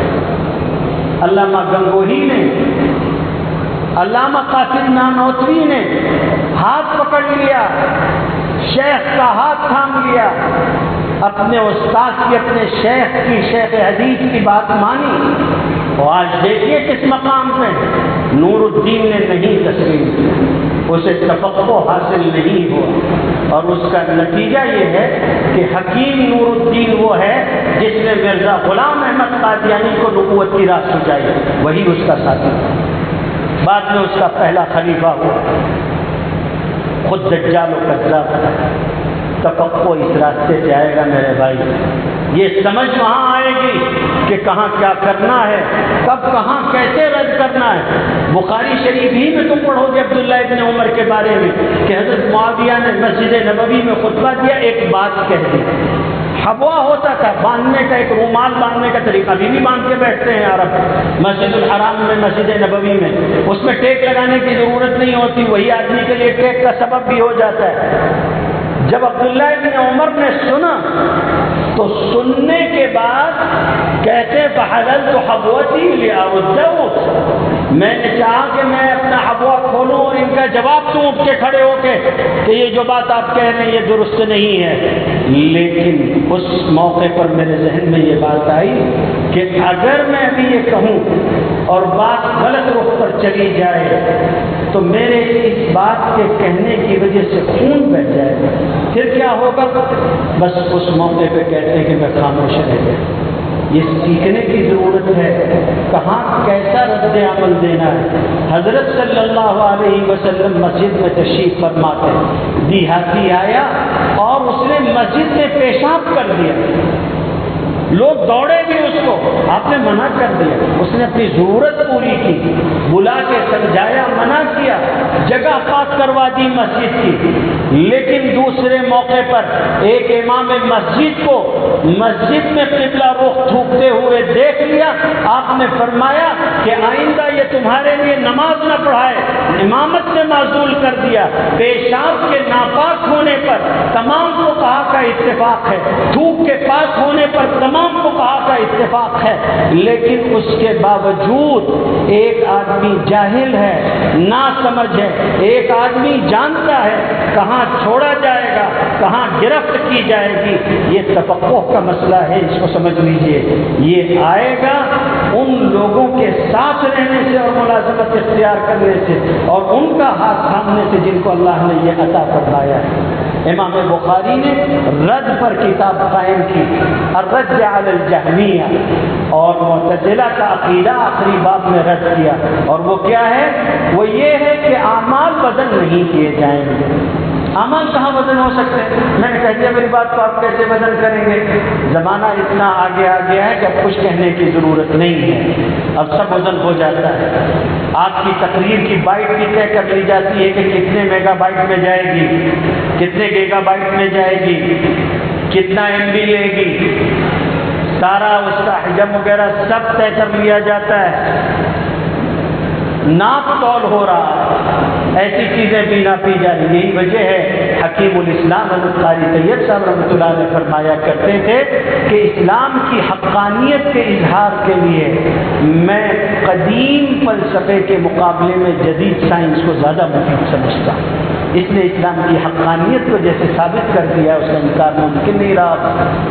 خیر، تو امام بخاری رحمۃ اللہ علیہ نے اس کو ثابت کرنے کے لیے باب قائم کیا۔ بخاری کی صنیع دیکھو، یہی طریقہ سب سے افضل اور بہتر طریقہ ہے، خطابت میں بھی کتابت میں بھی، ہر اعتبار سے۔ جب تقریر کرو یا کوئی چیز طے کرو تو اس میں اپنی شروعات پر قرآن مجید سے دلائل اکٹھا کرو، پھر حدیث شریف سے لو، پھر اس کے بعد صحابہ اور تابعین تک آؤ، اس سے نیچے زیادہ نہ اترو۔ بہت نیچے اترنا ہو تو پہلے اپنی ساری چیزیں طے کر دو کتاب و سنت سے، جب وہ متعین ہو جائیں اور سلف صالحین سے طے ہوں، پھر اس کے بعد کوئی واقعہ بیان کرنا ہو تو بیان کرو، ورنہ اس کی کوئی ضرورت نہیں ہوتی ہے۔ یہ بات یاد رکھیے گا، اشعار سے، بزرگوں کے ملفوظات سے، رویا اور منامات سے، اور ملفوظات، رویا و منامات اور اشعار، ان چیزوں سے دین کا کوئی مسئلہ ثابت نہیں ہوتا، نہ واقعات سے بزرگوں کے، نہ ملفوظات سے، نہ رویا اور منامات سے، اور نہ اشعار سے۔ کبھی تقریر میں ان کو دلیل نہیں بنایا جائے۔ دلیل، بعض لوگوں کی غلطی یہ ہوتی ہے، وہ پہلے اپنا ایک نیریٹو سیٹ کرتے ہیں اپنا ایک اعلامیہ سیٹ کرتے ہیں، اپنے ذہن میں ایک چیز طے کر لیتے ہیں، پھر اس پہ کتاب و سنت کو اتارنا چاہتے ہیں۔ یہ غلط ہے۔ کتاب و سنت سے لو، پھر اس کے بعد اپنی باتیں اس پر اتارو۔ واقعات پورے اترے بزرگوں کے تو بیان کرو، نہیں اترتے ہیں چھوڑ دو۔ اس سے سب سے زیادہ نقصان ہوتا ہے دین کا۔ کوئی بھی چلا آتا ہے، کسی کے بھی ملفوظات سنا دیتا ہے، کوئی بھی چلا آتا ہے کیسے بھی قصے سنا دیتا ہے، کوئی بھی چلا آتا ہے اسلام زندہ ہوتا ہے ہر کربلا کے بعد۔ سبحان اللہ۔ اب آپ شیر پکڑے ہوئے بیٹھے ہوئے ہیں، سانپ نکل گیا ہے لکیر پیٹتے ہوئے بیٹھے ہوئے ہیں، رویا اور منامات سے بھی کچھ نہیں ہوتا۔ جب اختلافات پیدا ہوتے ہیں تو ہم نے یہ دیکھا کہ دونوں طرف کے لوگوں کو زیارتیں بشارتیں ہونے لگی، اس سے کچھ نہیں ثابت ہوتا۔ وہ آپ تک ہے تو ہے، آپ ہی اپنے گھر رکھیے، وہ دوسروں پہ حجت بھی نہیں ہوگا۔ شیخ مجدد الفسانی نور اللہ مرقدہ احمد سرہندی فاروقی، جب ان کے پیر کا انتقال ہوا خواجہ باقی باللہ رحمۃ اللہ علیہ کا، تو خواجہ صاحب کا عرس منا لیا گیا۔ سلسلہ عالیہ نقشبندیہ اس سلسلے میں کافی محفوظ ہے، ان کے یہاں عرس کم ہوتے ہیں، ان کے مشاہد کے ہوتے تو سبھی کے یہاں، میں اس میں کوئی پاکی کی بات نہیں کہتا، لیکن اکثر کے یہاں نہیں ہوتے، ان کے یہاں محفوظیت ذرا ہے زیادہ، اس میں زیادہ ان کو چونکہ رد بدعات میں دست حاصل تھا شیخ احمد سرہندی رحمۃ اللہ علیہ کو، مجدد الفسانی کو۔ تو جب دیکھا عرس ہوا تو سختی سے اپنے پیر بھائیوں کو منع کیا، اور سلسلے میں جو مقام تھا ان کا، اس کی وجہ سے یہ جملہ لکھا کہ یہ ختم کرو ورنہ میں تعلق توڑ لوں گا تم لوگوں سے۔ اپنے مکتوبات میں لکھا ہوا، ان کے مکتوبات میں موجود ہے۔ تو جب یہ بات ہوئی کہ اور سے نہ منائیے گا، تو آگے سے کسی نے جواب میں لکھ کے بھیجا کہ حضرت کو بھی خواب میں دیکھا گیا، حضرت پسند فرما رہے تھے وہ۔ تو حضرت احمد سرہندی رحمۃ اللہ علیہ نے مجدد الفسانی نے لکھ کر جواب بھیجا، فرمایا کہ دین کی بنیاد کتاب و سنت پر ہے، رویا اور منامات پر نہیں ہے۔ بات ختم۔ میں آپ کو ایسی عجیب و غریب بات سنا دوں۔ نئی مسجد اسلام پورہ میں نے بیان کیا، جلیل احمد جلیلی صاحب، فقیر محمد صاحب، دونوں اس کے گواہ۔ بیان ختم ہوا، ان لوگوں نے مجھ سے کہا ایک جگہ چلنا ہے اسلام پورے میں گیا، دعوت عموماً منظور کی دعوت ہوتی، دعوت ہو گئی، جمعہ کے بعد کھا لیا، کہا ایک اہم مسئلہ ہے اسی گھر پہ بات کرنی ہے۔ جی فرمائیے۔ ایک ساتھ بیٹھے ہوئے تھے گھر کے بڑے مکھیا، انہوں نے کہا میں گیا تھا مدینہ طیبہ، وہاں باب السلام کی طرف باہر بیٹھا ہوا، اور وہاں ایک صاحب آئے اور بالکل سفید اجلا لباس اور ہاتھ میں عطر کی شیشی اور داڑھی سفید اور سفید امامہ، اور آپ آئے اور میرے ہاتھ میں خوشبو لگائی، اور پھر اس کے بعد یکایک مجھ کو غنودگی تاری ہو گئی، اور میرے دل میں یہ بات آئی کہ یہ خود حضرت محمد صلی اللہ علیہ وآلہ وسلم تھے۔ اب جو میں نے مڑ کے دیکھا تو وہ شخصیت موجود نہیں تھی۔ آپ اس کے بارے میں کیا کہتے ہیں؟ جو تھوڑا بہت بزرگوں سے سیکھ رکھا ہے، بڑوں کی جوتیوں میں بیٹھ کے اللہ کا کرم رہا کہ بچ گئے، ورنہ ہم ان سے کہتے حضرت آپ نے بیداری میں حضور کی زیارت کر لی، آپ صحابی ہوئے، میں نے آپ کو دیکھا، میں تابعی ہوا، تو لمن رآنی ولمن رآ من رآنی۔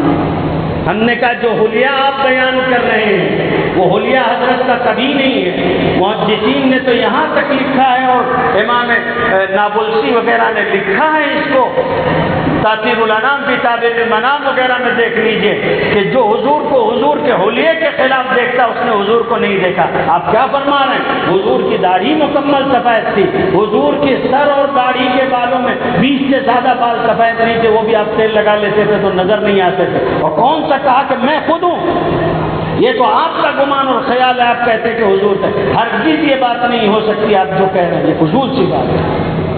رویا و منامات، تو میرے بھائی ان چیزوں سے کچھ ثابت نہیں ہوتا ہے۔ دین کی بنیاد، دو جملے عرض کرتا ہوں شیخ احمد سرہندی رحمۃ اللہ علیہ کے، اپنے گرہ میں باندھے رکھیے گا ساری زندگی۔ شیخ ابن عربی کا ایک جملہ، ایک کتاب ہے شیخ ابن عربی کی، فصوص الحکم، فصوص الحکم۔ تو ایک موقع پہ انہوں نے کیسا پیارا جملہ لکھا، کہنے لگے کہ مجھ کو نصوص نے فصوص سے، مجھ کو نصوص نے فصوص سے بے نیاز کر دیا، مجھ کو فصوص الحکم کی کوئی ضرورت نہیں، ابن عربی نے کیا کہا کیا نہیں کہا، مجھے اس سے مطلب ہے کہ محمد ابن عربی نے کیا کہا۔ یہی وجہ ہے کہ ایک دوسرے موقع پہ لکھا کہ مارا فتوحات مدنیہ، مجھ کو فتوحات مدنیہ نے، یعنی حضور صلی اللہ علیہ وسلم کے فرامین نے فتوحات مکیہ سے بے نیاز کر دیا۔ ابن عربی کی کتاب ہے فتوحات مکیہ۔ اس لیے ہمیشہ یہ خیال کرنا کہ بنیاد شروع ہوگی قرآن مجید سے، پھر نبی کریم صلی اللہ علیہ وسلم کے حدیث سے، بخاری میں وَنَزَعُ الْمَوَازِينَ الْقِسْطَ لِيَوْمِ الْقِيَامَةِ، قرآن مجید کی آیت، اس کا انکار ممکن نہیں، عقل میں بیٹھے تو بھی، نہ بیٹھے تو بھی اللہ کرے گا، وزن کرے گا۔ اب اعمال وزن کیے جائیں گے، آپ کو وزن کر لیا جائے، آپ کا صحیفہ وزن کر لیا جائے، آپ کی بات وزن کر لی جائے، تینوں اقوال محدثین نے بیان کر دیے، اور پھر امام بخاری نے کہہ دیا کہ یہ جو بیان کیا گیا ہے کہ قصاص رومی زبان میں عدل اور انصاف کو کہتے ہیں، پھر مجرد اور مزید کی بحث میں جاتے ہیں کہ اگر اس کو مجرد میں رکھو گے عدل کو تو یہ معنی الگ اختیار کر جائے گا قسط کو، اور انصاف میں چلا جائے گا، اور ادھر لے جاؤ گے تو ظلم اور جور میں چلا جائے گا، قسط مصدر ہو تو کیا ہوگا، مقسط ہو تو کیا ہوگا، یہ آپ کے سامنے ہے۔ وہ کہہ رہے کہ اس کے دونوں کے معنی الگ الگ ہیں، اور قرآن مجید اس کو بیان بھی کرتا ہے۔ وَأَمَّا الْقَاسِطُونَ فَكَانُوا لِجَهَنَّمَ حَطَبًا، حدیث شریف شروع فرمائی احمد ابن اشکاف کے طریقے سے۔ پہلے قرآن مجید کو نقل کیا، لغت کی کوئی بات بیان کرنی تھی، ضروری ہو تو بیان کر دی، اور پھر اس کے بعد حدیث شریف بیان کی۔ احمد ابن اشکاف کے طریقے سے نقل کیا، آخر ما لقیتہ میں سے فرمایا میں مصر میں سب سے اخیر میں جس سے ملا اور جس سے میں نے حاصل کیا ہے وہ احمد ابن اشکاف ہے، یعنی جس سے سب سے اخیر میں لیا اسی سے سب سے اخیر کی حدیث بھی نقل کر دی۔ غیر معمولی ان کے اندر ذہانت ہے امام بخاری میں۔ پھر حدیث کی اس طرح سے سب جگہ نہیں آئی ہوئی ہے، امام بخاری کے پاس یہ حدیث دو اور جگہ بھی ہے، کتاب الدعوات کے اندر زہیر ابن حرب کے طریق سے ہے، اور کتاب الایمان والنذور میں قتیبہ ابن سعید کے طریق سے ہے، دونوں ان کے استاد ہیں، لیکن دونوں جگہ الفاظ کی تقدیم و تاخیر ہے۔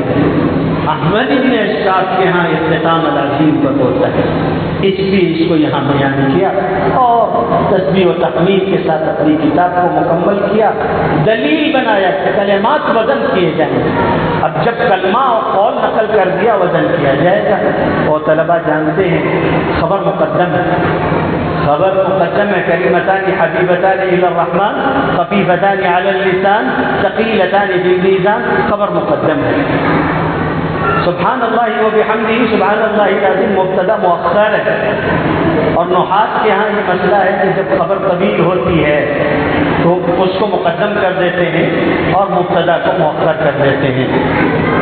خیر، ناحویوں کے مسئلے رہنے دیجیے، بس ناحویوں کی زندگی بہت عجیب ہوتی ہے، بہت خوبصورت ہوتی ہے، کہیں کہیں طلباء کے لیے عرض کر دیتا ہوں، اپنے جیسے ساتھیوں کے لیے، ایک نحوی صاحب چلے جا رہے تھے راستے سے، اگر آپ کو ذوق ہوگا تو اچھا لگے گا نا، چلے جا رہے تھے نحوی صاحب، ایک فقیر کو دیکھ لیا، فقیر کہہ رہا تھا مسکینا فقیرا ضعیفا، تو نحوی صاحب ٹھٹک گئے، انہوں نے کہا منصوب پڑھتا بیوقوف آدمی، مسکینا فقیرا ضعیفا تھوڑے نہ ہوتا ہے، تو اس کو اگر کہنا ہی ہے تو کہہ مسکین فقیر ضعیف۔ فقیر رک گیا، اس نے کہا جانے دیجیے، آپ کو کیا معلوم چاہیے، اس سے پہلے ارحموا معذوف ہے۔ فقیر نے کہا کہ اس سے پہلے ارحموا محذوف ہے، ارحموا مسکینا فقیرا ضعیفا۔ نحوی صاحب اتنا خوش ہوئے، کہتے ہیں کہ جیب میں جتنا تھا میں نے سب نکال کے اس کو دے دیا، لے تو مستحق ہے، اس کا حقدار ہے کہ تجھ کو دیا ہے۔ تو خیر میرے بھائی، یہ آپ کے لیے خوشی کی چیز ہو سکتی ہے، عامت الناس کے لیے نہیں، اس لیے اس کو چھوڑو، آگے چل۔ بس ایک بات عرض کرتا ہوں اور اس کو ذہن میں رکھنا، حافظ ابن حجر نے کیسی پیاری بات لکھی، فرمایا کہ اس کو پڑھ سکتے ہیں، کلمتان حبیبتان الی الرحمن خفیفتان علی اللسان ثقیلتان فی المیزان، اس کو یوں بھی پڑھ سکتے ہیں، کلمتان حبیبتان اس طرح سے پڑھ سکتے ہیں، خفیفتان پڑھ سکتے ہیں، تا کے ساتھ پڑھ سکتے ہیں اور بغیر تا کے بھی پڑھ سکتے ہیں، سب جگہ۔ ثقیل، ثقیلتان، دونوں طرح سے ثقیلان اور ثقیلتان دونوں پڑھ سکتے ہیں۔ اور اس کی وجہ بیان کرتے ہیں کہ اس کی وجہ یہ ہے کہ عربوں کے یہاں تا کے ساتھ اس چیز کو بیان کرتے ہیں جو متوقع ہو، اور بغیر تا کے اس کو بیان کرتے ہیں جو حاصل ہو چکی ہے، جیسے ذبیحۃ اور ذبیح۔